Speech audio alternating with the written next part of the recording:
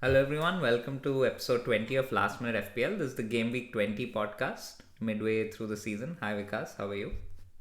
Good. Happy New Year to all our viewers and Happy New Year to you too, Shashank.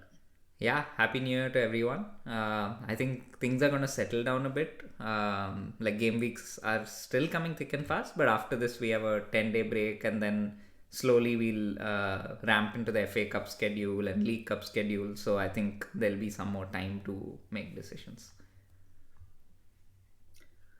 Yep. Let's jump right in. And this has been a pretty good week for two of the teams on this podcast. We can jump right in with the AI team first. Yeah, yeah. I think good week, but I think the last few weeks in general have been good for all of us. I think it's important to address that because it's been a tough start to the season, especially for you and me. But I think overall in the last 5 weeks we've done well. Okay, let's jump into the AI team. 93 points, 2.6k. I don't know where this rise will stop. Every week it feels like it's an insane situation to be in. But yeah, like returns all over the pitch. Isak, Eze coming in great as soon as the transfer was made. Gordon, Rogers, Trent, Sells again keeping clean sheet, and of course Salah with the 32 points. How far do you think it can go? I think now the target can be, maybe a three-digit rank, right, to finish the season. Yeah, with half the season left, the possibilities are endless, but also the possibility of dropping because as we know, the AI doesn't necessarily make safe moves. That's the only risk to a really good finish. I don't think I have ever been this high up like in my past. I think maybe I've been 3K or something around that range once, but this is staggering, honestly. Yeah, and with so much time to go, that's what is the exciting part. Yeah, let's see how it goes and how it does from here. So far things are looking great. Yeah, let's jump into my team. I also got 93 points. It was a very nice week. I mean, the week started off with me benching Semenyo, but I had this feeling that Rogers and Pedro could do better, and luckily that played out. Martinelli coming in good with the transfer from Saka. I was greedy for Arsenal points, and I'm glad that paid off. And I'm also glad I bit the bullet and got Isak. He returned 2 weeks in a row after I got him when it seemed pretty late to get him, honestly. But the thing I'm most happy about is Trent and Salah. Really good match to watch, that Liverpool West Ham game. West Ham looked like really bad, and they're still somehow ahead of United, which is depressing to think of. But yeah, really happy with this week, and hopefully I don't fall out of the top million again. Yeah, and this haul by Trent has been coming. I think it's a long time coming, and everyone who kind of held on to him, I think this is definitely much deserved points. Very strong few weeks for you, right? Like from the 3 million range, I think coincided with getting Haaland out up to 600k with quite a lot of the season to go. I think this sets you up really nicely for the second half. Yeah, and I think so. I was looking at the progression of the rank, and to be honest, since the wild card, I've only had 3 red arrows. It's just that the rise has been very slow whenever I was getting the green arrows, but like it's been a steady climb, and yeah, I mean, I hope that it doesn't come with any bad surprises again. Uh, Pedro coming on 9 points is also super useful, especially he's a budget enabler that a lot of us really wanted coming good. It's really nice to see him getting points, especially fitting in Isaac, Salah, Palmer, and so many other players. Yeah, I think his points were very critical because there's no real option at his price range. So Yeah. you kind of are stuck with him if you want the rest of the team to be what it is. I think Solanke is the one that is quite disappointing. Wolves at home, you'd think that at least like he tick along at some points, but the unpredictability has been really frustrating. I think Jimenez, even though he's been in and out of the team, he's still getting returns, but Solanke is just blanking with his 90 minute playing time. So yeah, that's not been good. Um, let's move on to your team now. Bit of a frustrating and unlucky week for you. I think if your benching decisions were different and maybe captaincy, you would have basically been on 90ish points as well. Yeah, I think, but I couldn't. I was thinking about whether I would have started Hall, but I don't think I would have because the Timber, Munoz, and Robinson did have better fixtures. Uh, Hall did have United. I don't know how to place United anymore in terms of how difficult or tough they are. Um, so I wouldn't have started Hall anyway, I think, but he's been in really great form. And Newcastle, I think, will come to the teams a bit later. They're, I think, amongst the best teams now. One amongst the top two teams in the league right now, along with Liverpool. So maybe it is a mistake from the perspective of underestimating the team strength as compared to just over indexing on the opposition. But overall, I think very disappointing because also Joao Pedro 9 points rooted on the bench. Again, I was thinking about whether who would have played Joao Pedro over maybe Sar, but Sar had a good fixture. Enzo possibly, but Ipswich again good fixture. So I think it's just like a dice roll and it went wrong this week. Captaincy wise, Haaland had a good game. I saw the City game for quite a bit of time, and he looked good. City looked bad as usual, which has become a norm. But Haaland was energetic. He was coming deeper for the ball, getting it, driving forward, taking on players. So he looked good. He missed a few chances, but it could have been more. But again, like next to Salah, who's doing something that's absolutely ridiculous. I've never seen anything like this ever. It just doesn't stand up, especially with this higher price point, which also does not let me have Trent. It's still a losing. It shows that having Haaland in easy fixtures is still losing because one, Salah is just overperforming any player in the league by a large margin, and also you can get a much better team Yeah, I think. without. Yeah, Haaland definitely played well. I think he had like an XGI of 1, which is a lot better than he's been doing recently. But yeah, you're right about Salah. He just seems hungry and he seems desperate.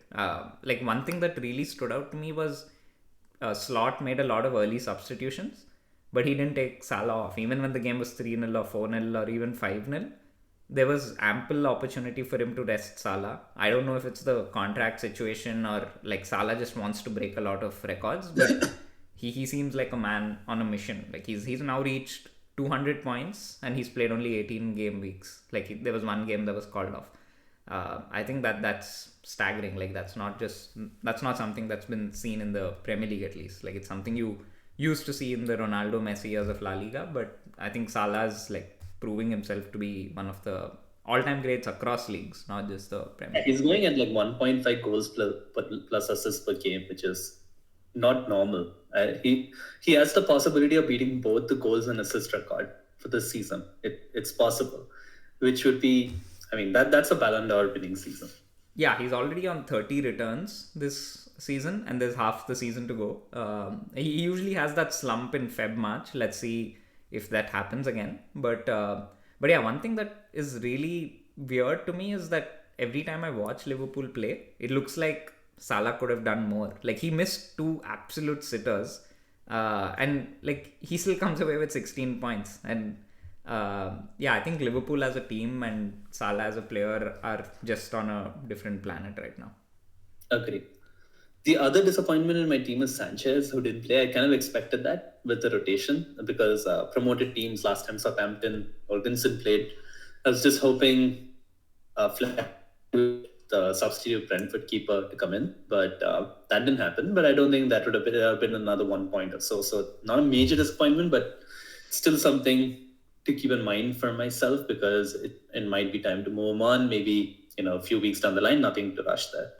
Yeah, I think now that the League Cup is back and FA Cup is back and Premier League will probably be once a week for a while. So I think that Sanchez should have his spot back in the team and fixtures still look decent for Chelsea. So hopefully that's just a one-off and not a permanent. Okay, let's now look at the mini league standings before we move on. Yeah, I think one thing that's clear is the AI team has opened up a pretty sizable gap. It's almost 50 points ahead of second place, and yeah, I think that the league is definitely it's to lose at this point.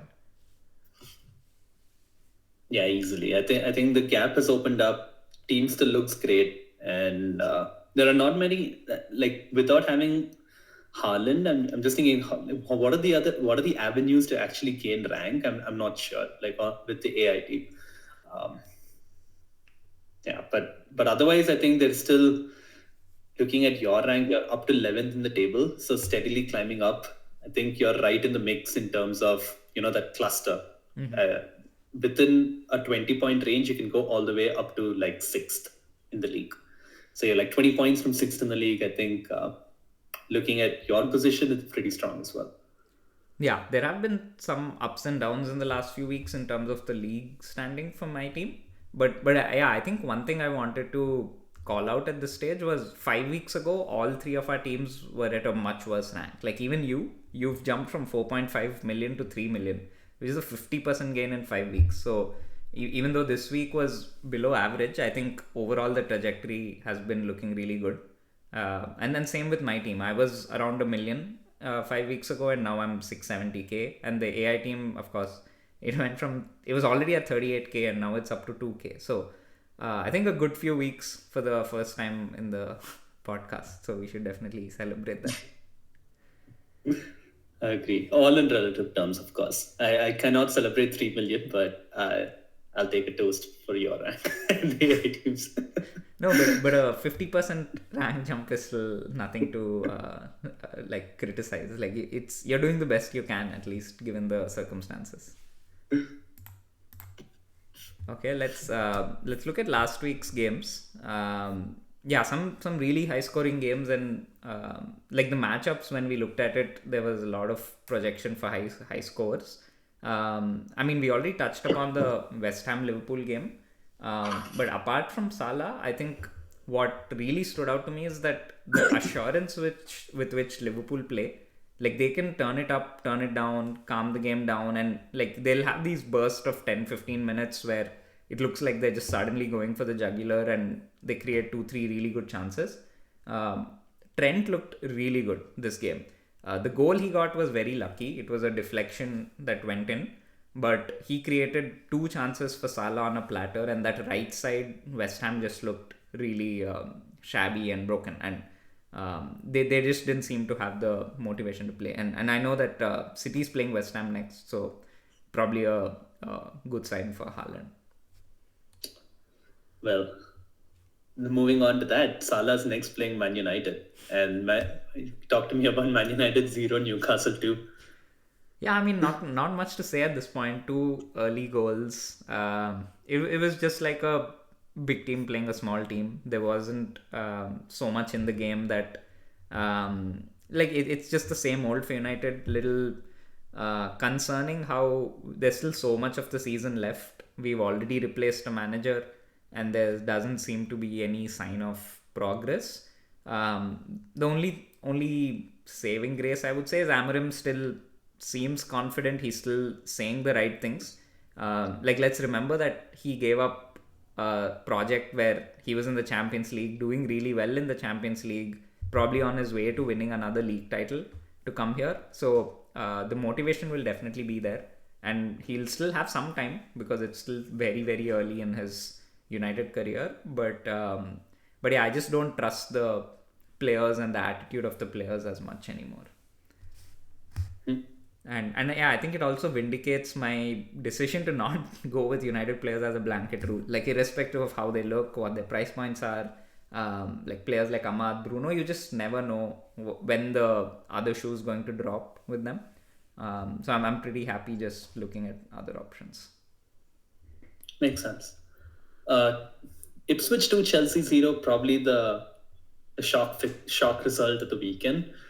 Um, it does look like Chelsea's falling back into that old pattern of having some good underlying data, but not really getting any points or scoring goals. So they are not converting chances. There was a fair bit of rotation in this game, which was expected.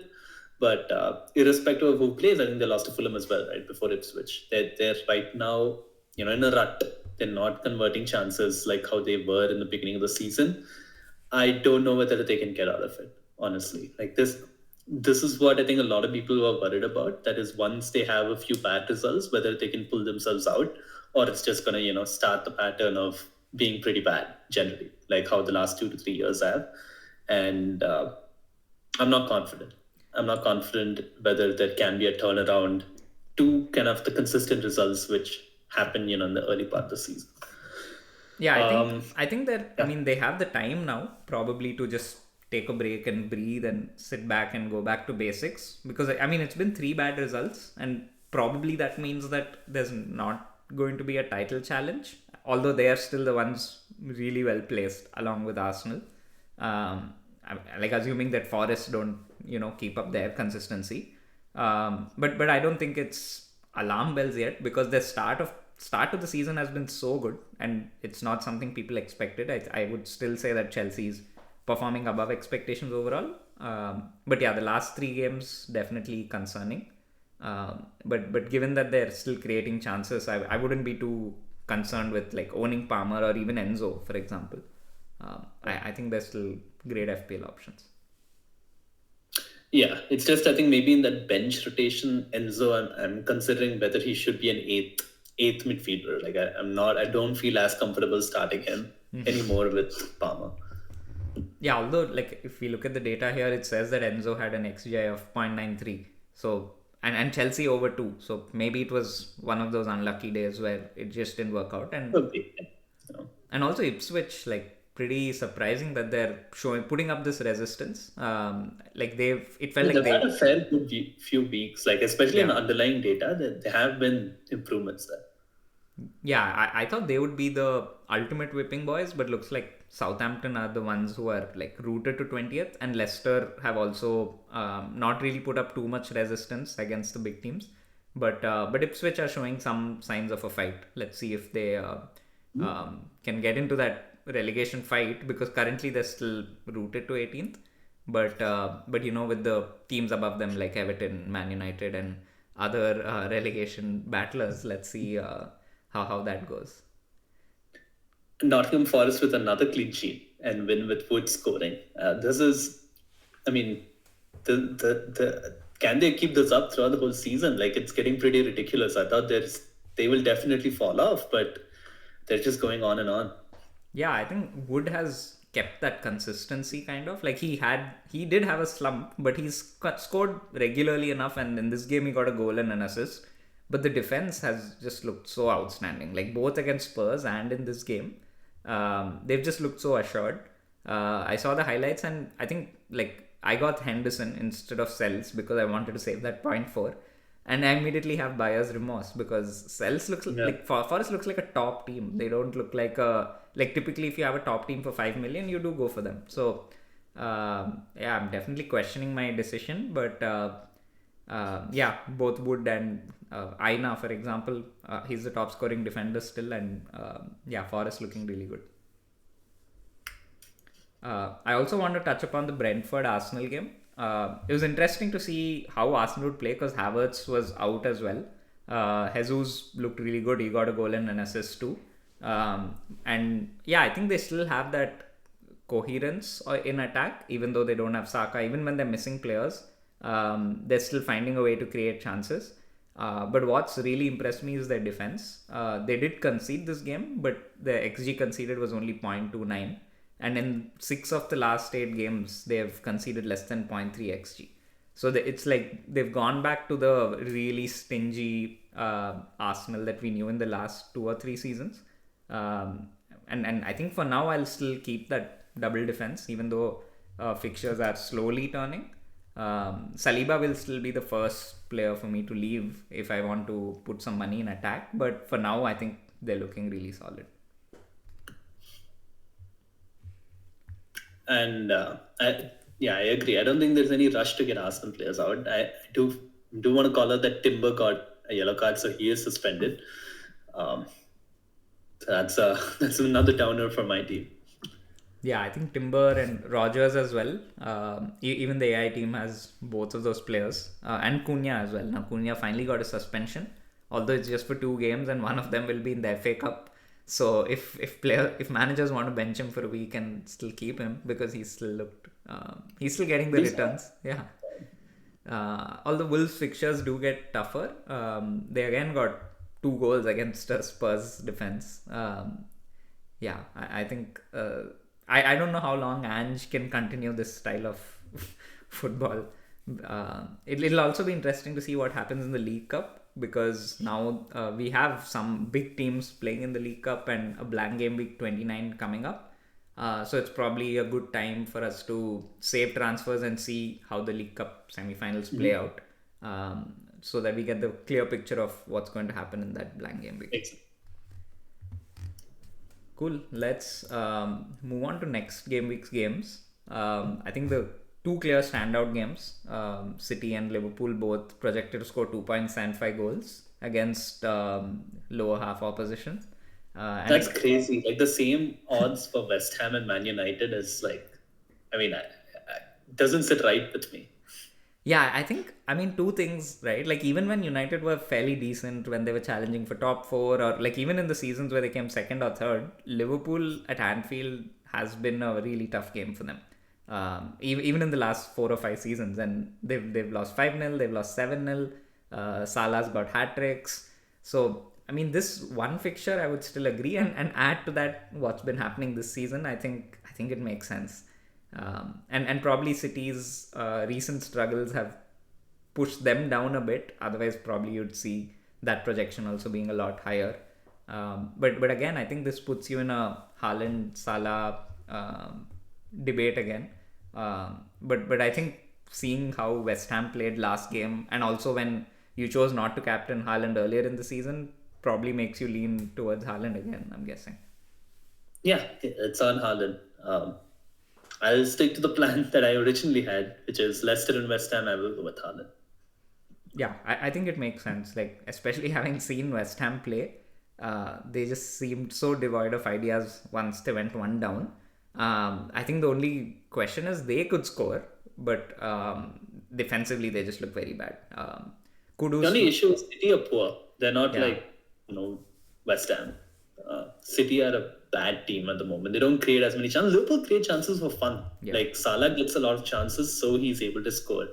Haaland's not getting that. But at the same time, I do have to put it on Haaland to see whether, like I have to bank that Man United can do something at Anfield. Maybe set up like really defensively with 5 defenders, 2 holding midfielders, and make this a really cagey game.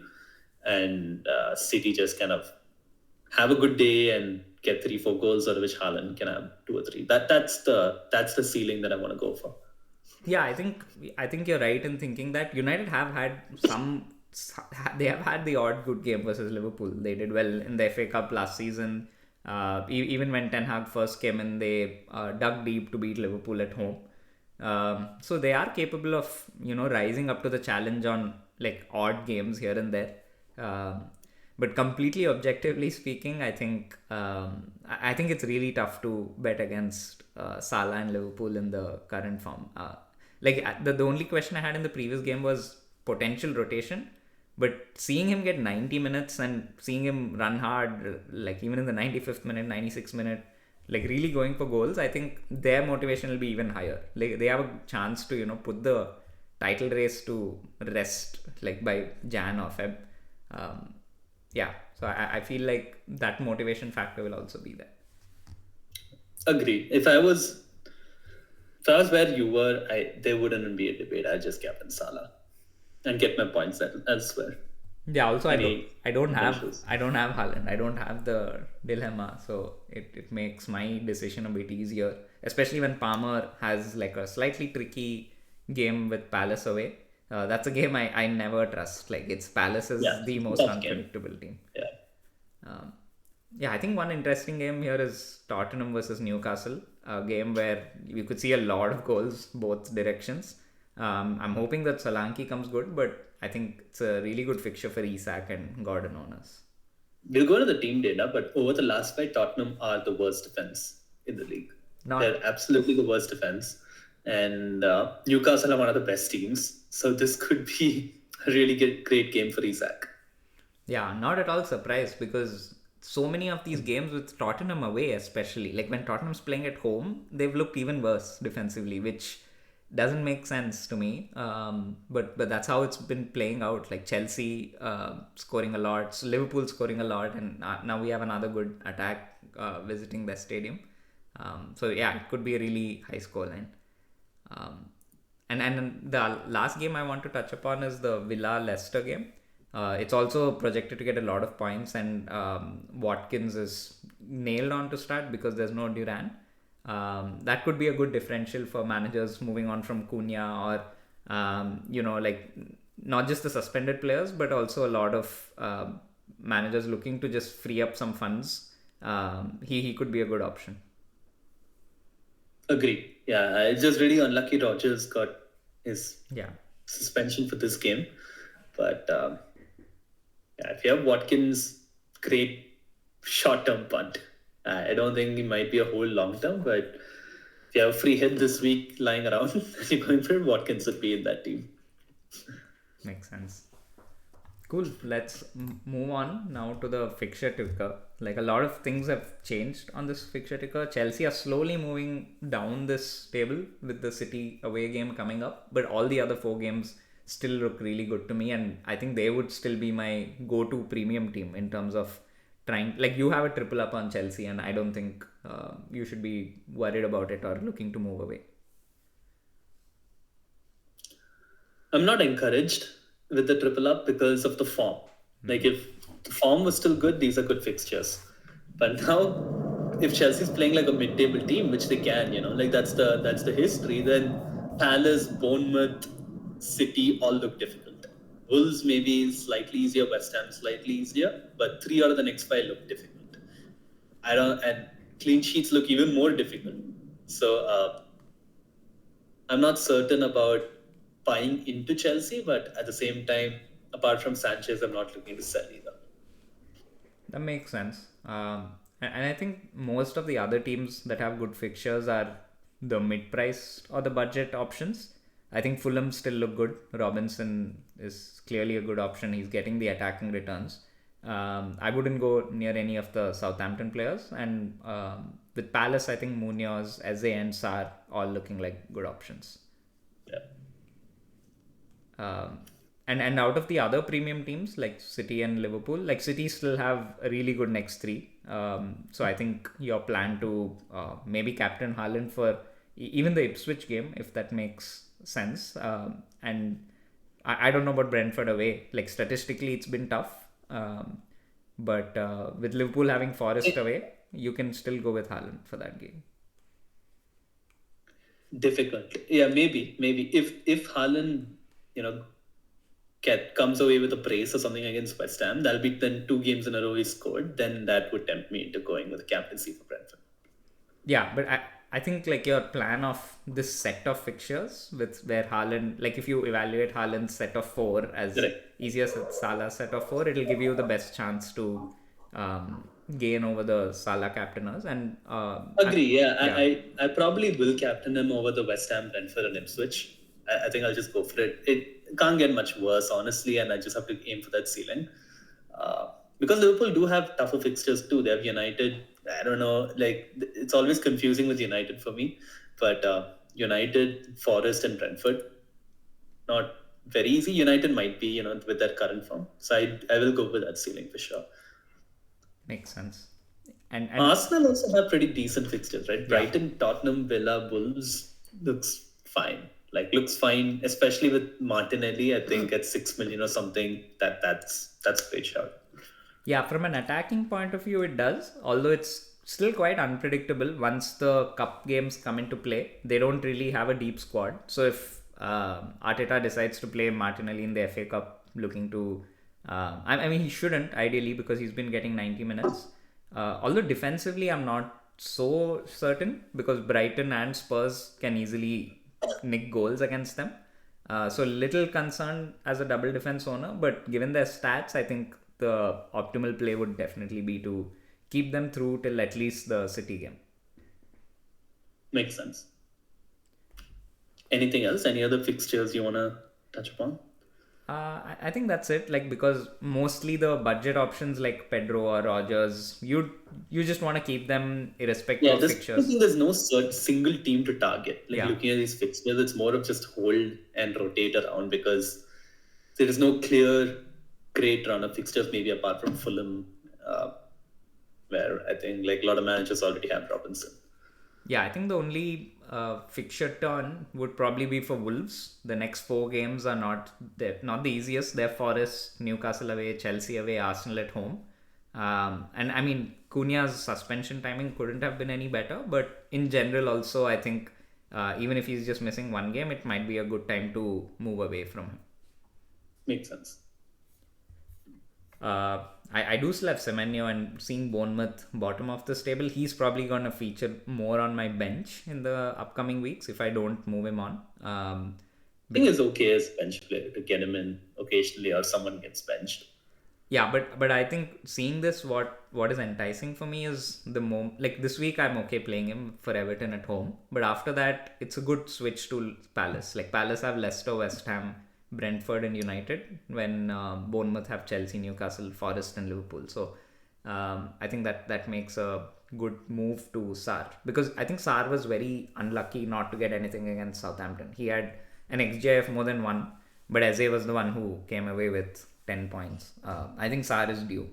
He'll come good. I think he'll come good over the next 4 or 5, but can't expect him to come good every game. It might be like 2 of the next 5 where he gets something, which is fine. Yeah, yeah, makes sense. Cool. Now let's move on to some analysis that you put together. I think the last few weeks we haven't really been looking at the team data, attacking or defensive or individual. So it's a good time to take stock of who's been doing well recently. Do you want to get us started? Yeah, so this graph here shows the attacking data for teams with XG and XA data shown here.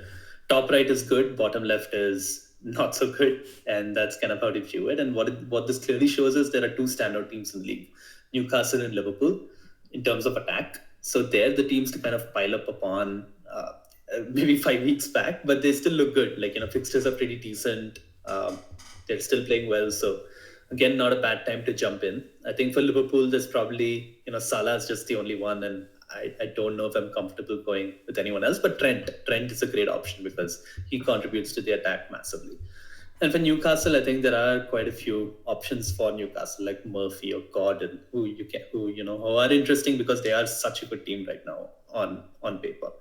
Everton being the polar opposite, being a terrible attack, again a great team to target for clean sheets. Yeah, I think we learned it the hard way with Everton after holding Calvert-Lewin for so long. But in attack, what this tells me is there's clearly like two tiers of teams, like Newcastle and Liverpool, out head and shoulders above everyone else. And probably having just Isaac is not going to be enough because everyone has him. And I think Chelsea, Arsenal, Spurs, and Bournemouth also have decent stats, looks like, but it's really tough to predict who's going to get those returns. Chelsea, Arsenal continuing to be good, so probably just hold those attackers. And City, I think, are still underrated, and given how they've been over the past few seasons, I'd expect them to also improve if their curse period is done. Hopefully, with the fixtures easing up, hopefully they start moving rightwards, which will be good for our returners. Yeah. Yeah, and I think everyone else is more of a fixtures play. If they have really good fixtures, go for them. Otherwise, it's not something that you can rely on. People like Pedro or Rogers or like even the Palace midfielders, like I think even Forest, right? Like you see Forest here, they're very like mediocre attacking numbers, but Wood just comes away with points week after week. Yeah, I think he's now got 10 goals this season, which I think his highest ever is 12. So he's on course to breaking that quite comfortably. He's of course someone who's been finishing really well. He's overperforming his XG. I think he has 6 XG and 10 goals. But yeah, he's getting the returns every now and then, like not as regularly as he was early in the season. But fixtures, as when fixtures are good, I think he's a reliable option. He's going to play. Like he's probably even better than someone like Jesus. Like you don't know, like you can't say for sure if Jesus will play 4-5 games in a row, but you know that Wood is going to play. He's going to be on pens, and he's going to be the main point of attack. But yeah, this is a great view, and I really wish that I could maybe fit in a second Newcastle attacker then maybe instead of Palace. Like that could be an option. Looking I at think this. having Gordon is great. Like I wish I could get Gordon, and I had that slot in my team. I think we spoke about this maybe last week or week before. But even Murphy, for example, I think he looks fine as well. Yeah, Gordon's been doing wonders for the AI team last 5 weeks. Like it's steady returns, like the odd goal, the odd assist. But I think he's had like 4 or 5 returns in the last 6 game weeks. Um, yeah, and that's where the rank gets propelled because when Isak scores, the rank barely moves Correct. because no one's really captaining him. Cool. Now let's look at the defensive stats. Some very interesting numbers here again. Looking at the top right, it's quite funny. So top right is bad here. Yeah. Bottom left is good. And the team that's standing out in the top right, which you don't expect as the worst defensive team, is Tottenham, which is crazy, especially given we're comparing 5 fixtures worth of data. So they had a team target at this moment. Newcastle playing Tottenham, I like it. Both for Hall and for Isak. I think we'll come to player data, but looks good. Looks good because Tottenham right now are a good fixture to play against for your attackers. The other teams, we already called out Leicester, Southampton, is Ipswich teams to target. They're still pretty bad. I think Ipswich are currently overperforming their data. They're not conceding as much as their underlying, but it could regress to mean, and they're still a good team to target. On the flip side, the best defense by far again is Arsenal. Arsenal with Newcastle, Liverpool, and Forest, I think, making up that bottom left cluster. So these are the 4 teams. I think if getting any defenders, these are the 4 teams to target. Forest, I can't believe I don't have a Forest defender. Like throughout the entire season, I didn't get even one. And they clearly show up as a really, really strong defensive team. Of course, they are overperforming again from a defensive perspective. The underlying's worse than actual goals conceded. But still a great team to target because they've kept this up for like 19 weeks.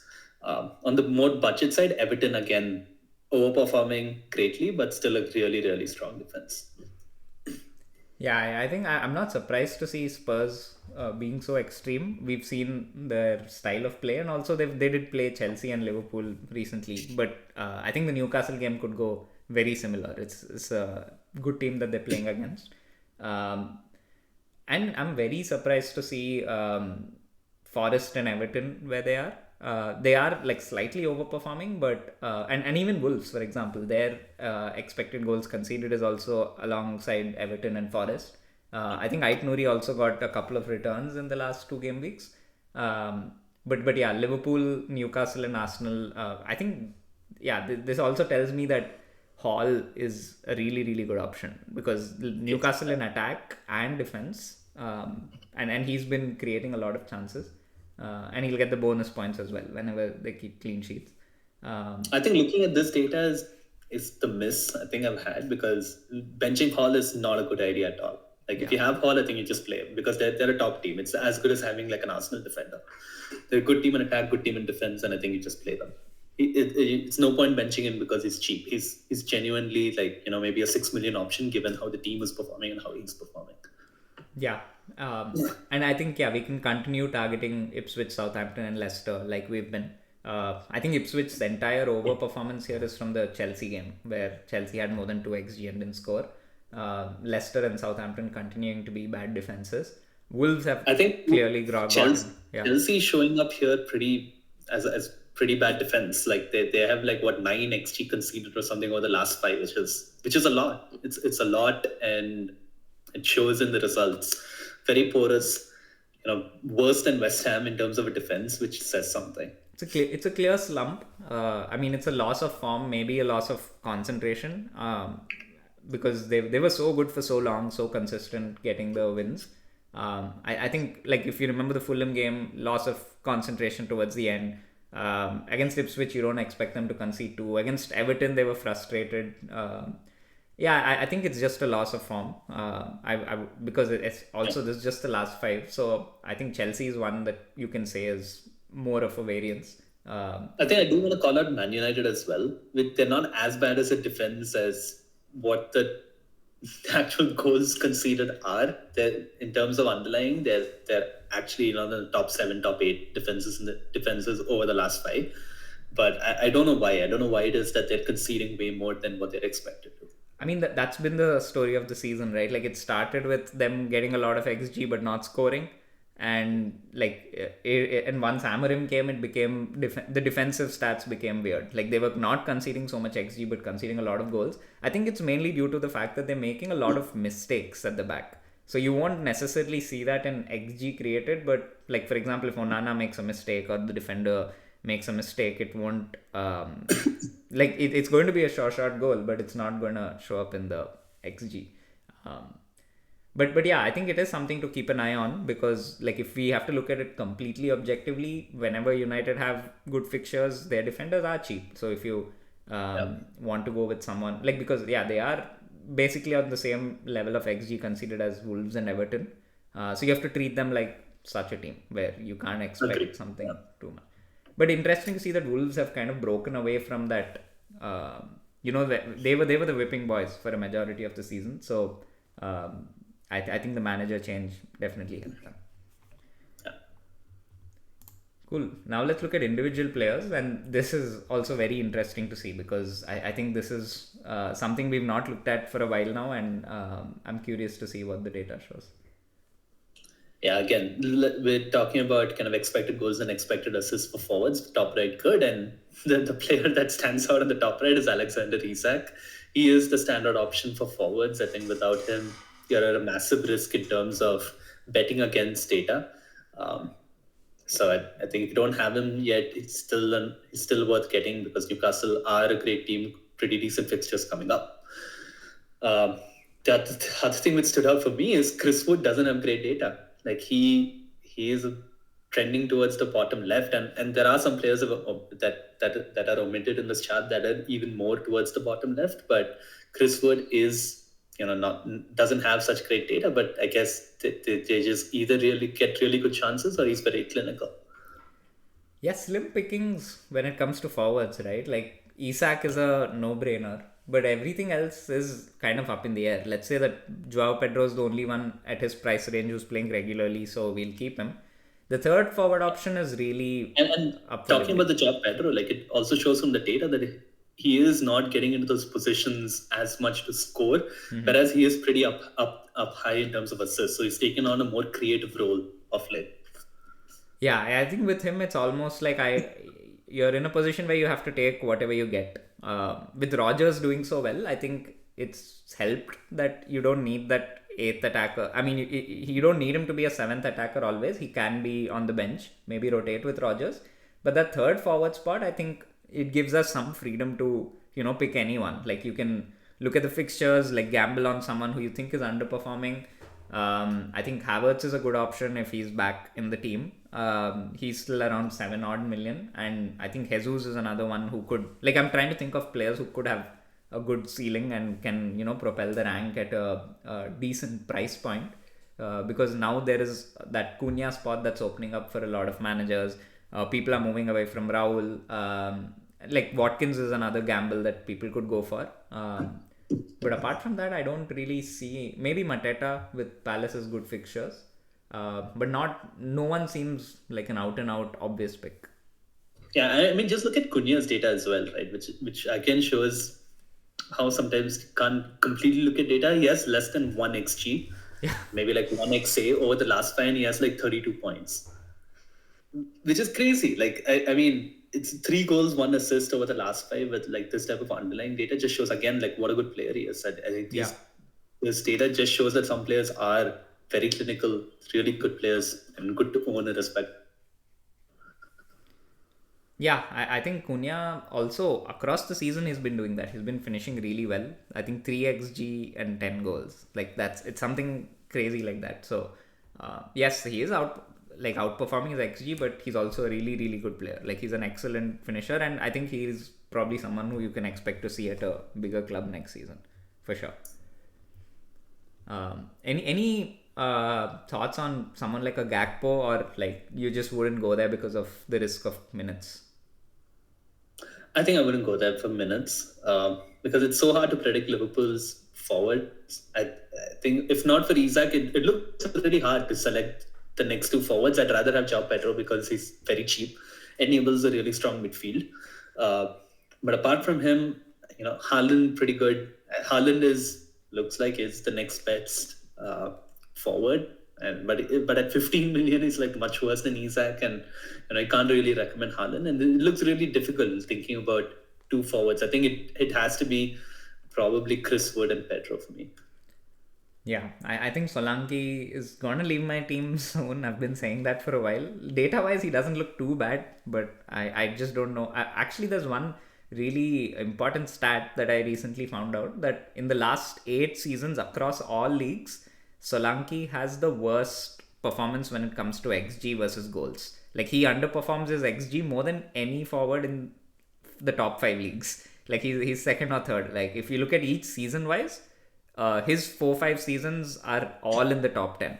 So it's not something that's new. It's something that he's been consistently doing, and maybe his one really good season at Bournemouth has like blinkered us, and his move to Spurs made us feel like he's someone who's going to get chances and finish them. But it's a pattern that's been a thing for a while now. Cool. Let's move on to midfielders now. This will be interesting because there are a lot of options and a lot of potential transfers in the making. I think Salah and Palmer are standing out for goals and assists respectively. Yeah, for sure. I think Salah's standing out like he plays like a forward. We all know that, racks up ton of really big chances and stands out in terms of goals, and Palmer in terms of assists. Other player that's really interesting here is Morgan Gibbs-White, who is also standing out in terms of assists for Forest, and with Forest fixtures becoming slightly easier, he's potential option to consider in that midfield spot. If you don't want to go for a Chris Wood, for example. Apart from that, I think midfield does look better because I think you do get that extra point, you get more bonus. So people like Gordon again showing up here, Phil Foden as well, who's had pretty decent last 5 in terms of creativity. I think he's taken up a more creative role. These are all like decent options. I mean Foden, I guess it's a little bit too late because City's fixtures are turning, but Gordon, Murphy showing up pretty high in terms of creativity and players that I am looking at if I can get them into my team. Yeah, I'm also happy to see Sar in with decent stats, and also someone like Bowen West Ham, I wouldn't necessarily go there for the defense, but even against Liverpool they created a lot of good chances. Like Kudus hit the post multiple times, and Bowen has been returning off late. The other player who's continued to do well is Mbeumo. I know a lot of us moved away from him with the tough fixtures, but he's continued to get the returns. He even scored against Arsenal. So there are a bunch of mid-priced options, and I don't think you can necessarily go wrong with any of these talismans. Yeah, I think the middle cluster that we're seeing here, they're all decent because that shows that they have pretty good goal threat, pretty good assist potential, and that's what you want to see like with midfielders, because like multiple routes to points essentially. And even Bruno Fernandes showing up. Bowen, I think, got an injury now, but showing up there. Diaz, even though he's a rotation risk, shows up pretty well in terms of expected goals. Ahmad, Martinelli, you'll be happy to see him there as well, and Sarr, like you called out. Cool, yeah.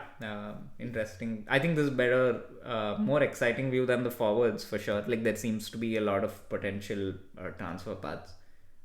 Let's look at defenders now. Very curious to see Saliba so high in XG. That wasn't his strong point in the previous seasons, but he seems to be doing better than Gabriel in goal threat. Yeah, I think I'd think twice before removing Saliba. He is very, very strong in terms of expected goals for defenders. And also like the other player that I was surprised to see is Mitchell. I think we've been talking about Munoz a lot as a wing-back option, but Mitchell is showing up as a better option in terms of underlying data, like over the last 5. Very high in terms of assist potential. I think there are 3 players that stand out here in terms of underlying data for goals and assists, which is Trent, and assists especially is Trent, Lewis Hall, and Mitchell. Trent and Lewis Hall, we know how good they are, and Mitchell is right up there in terms of his data. With Palace's good fixtures, he's a potential differential option if you want to go different from Munoz.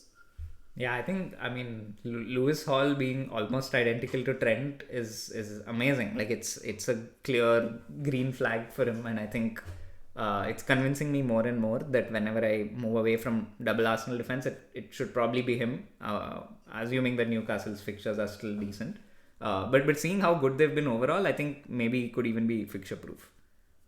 He could, yeah. I think Newcastle are getting there where I feel comfortable playing Lewis Hall week on week. The other player, I think, with Fulham's good fixture, we have to call out, shows up in this chart very well is Anthony Robinson. I think he's looked good throughout the season. Another assist the past week. Great player to own. Yeah, and I think most of the other players in the middle of this pack, I would like they all have their pros and cons. Maybe Gabriel is the one who, because of Arsenal's exceptional defensive stats, I would still place in the top options, like along with Mitchell, Trent, Lewis, Robinson, and Saliba. But the other players, like they all have like either bad fixtures or like some question marks over how much they'll play, and I don't necessarily think they're great options. Agree.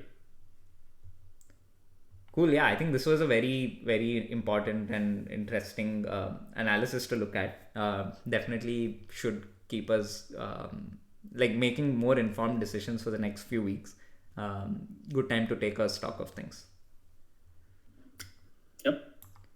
Cool. Let's look at our teams for next week. Lot of suspensions and injuries and also yeah, I think the AI team also made suboptimal move, I would say, a couple of weeks ago when it went for Bruno, and in the process it had to downgrade one of its forwards to a 4.4 bench fodder.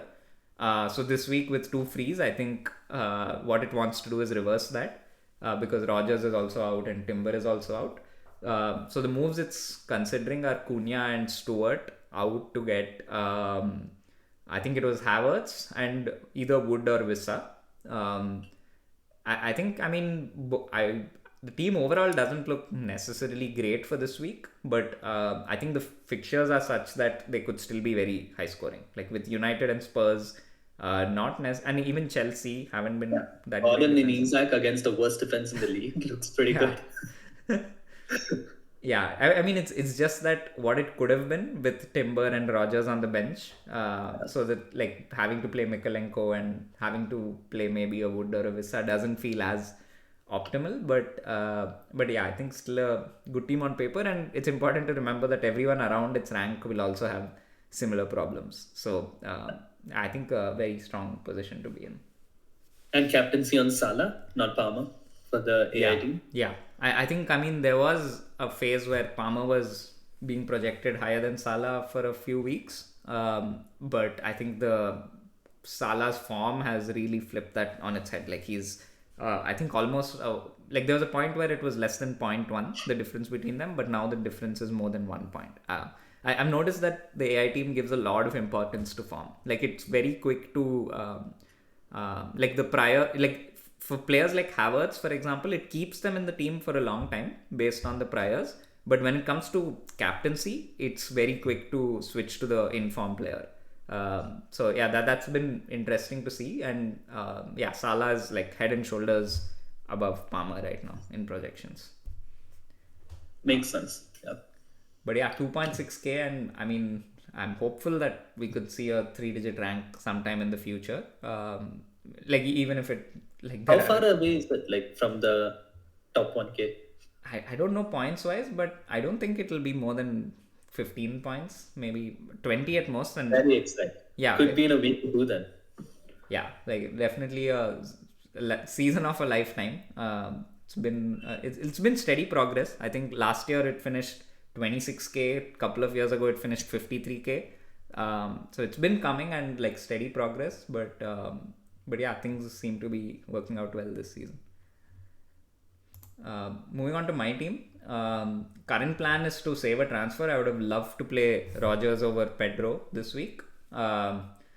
Yeah, and I think I am fairly happy with the midfield and attack. Solanke is the one player who's looking like his days are numbered. Semenyo to Sar is something I've lined up for when the fixtures turn. Probably along with that, I can do a striker move to move Solanke out.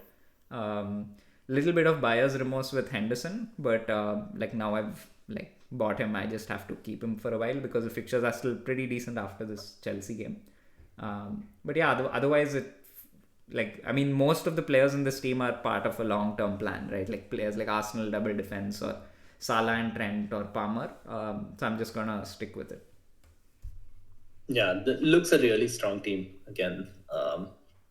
Nothing much wrong with it. I can't really see anything.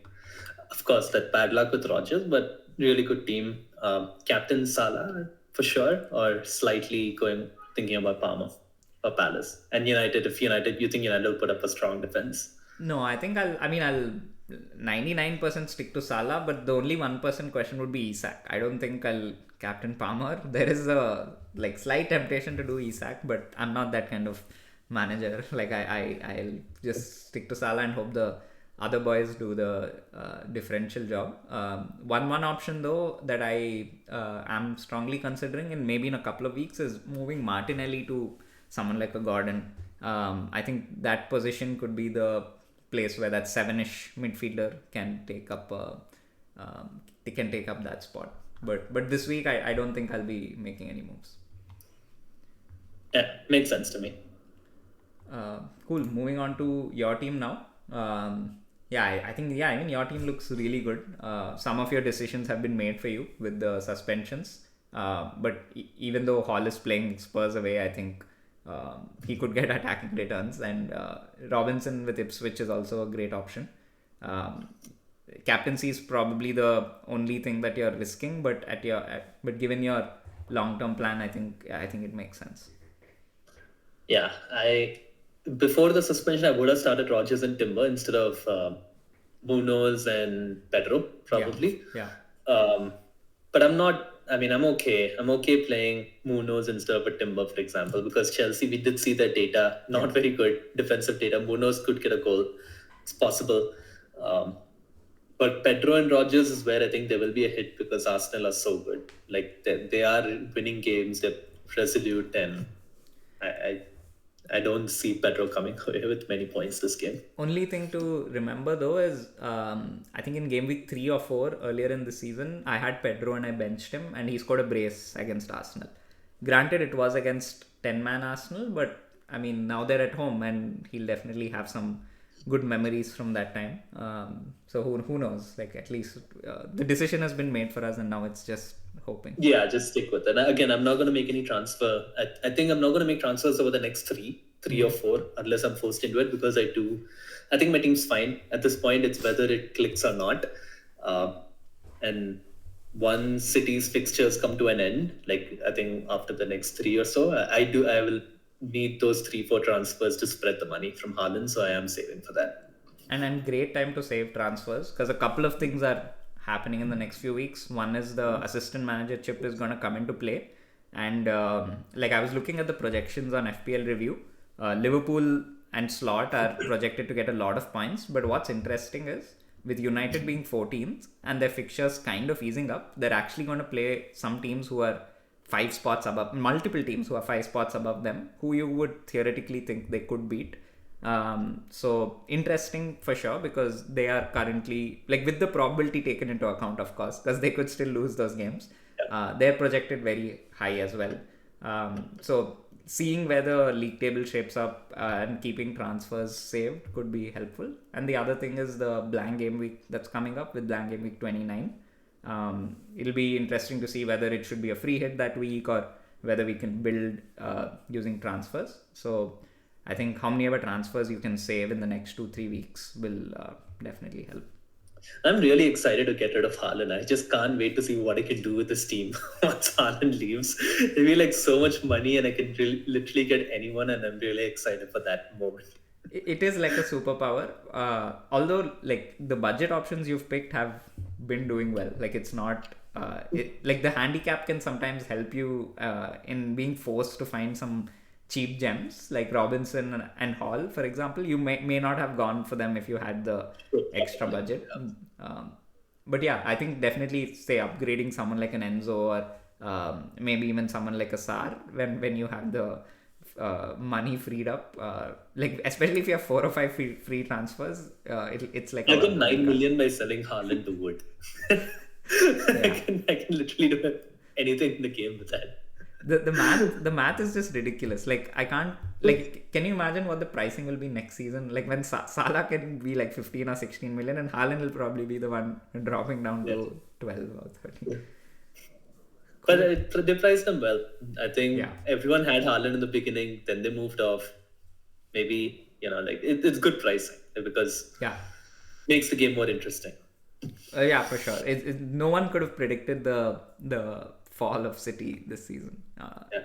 Like if Haaland had continued to even do 80% of what he was doing in the early weeks, it would have It would have been an been a interesting real game. dilemma for sure. This kind of variance is very unexpected. Um, cool. That brings us to the end of this week's episode. Start of the second half of the season. Let's hope that it's a lot better than our first half. But given the recent trajectory, I think things are looking on the up. Let's see how the next few weeks go. Best of luck to everyone and wish everyone a happy new year again. We'll see you next time.